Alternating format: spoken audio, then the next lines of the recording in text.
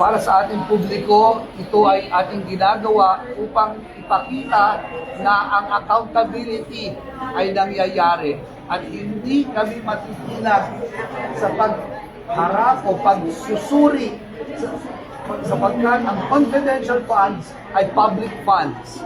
Ito ay dapat suriin kung ito'y ginamit sa tamang pamamaraan. Sir, Father, sinabi na nga po, confidential funds it's confidential.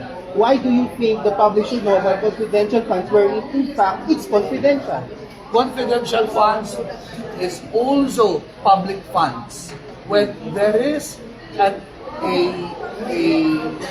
when there is the slightest feeling and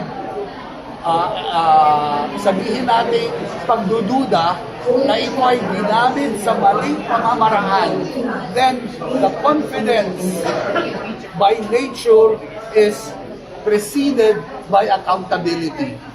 Hindi dapat magtago ang isang taong gumamit ng confidential funds sa confidential nature.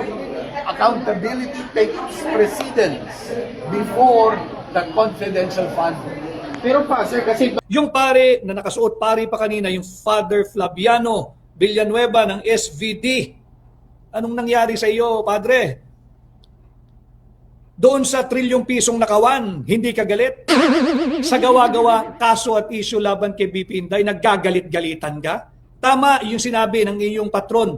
Mahiya ka naman, ikaw ang dapat tamaan nun. Wala ka na sa ayos. And I have the right to speak dahil ako po ay bahagi ng komunidad ng Katoliko. At nagsuot pari ka pa, so may karapatan akong pumuna din sa'yo. Dahil ipokrito yung iyong pag-aakto kanina, na galit ka sa korupsyon, sinabi na ng COA na wala nga. Yung notice of disallowance is not equivalent to malversation. Yung notice of disallowance, ibig sabihin lamang kulang ka pa sa documentation. Ano ho ang ginawa ng tanggapan ng pangalawang Pangulo? Di kinumpleto. Normal po iyan sa lahat ng tanggapan hanggang barangay level.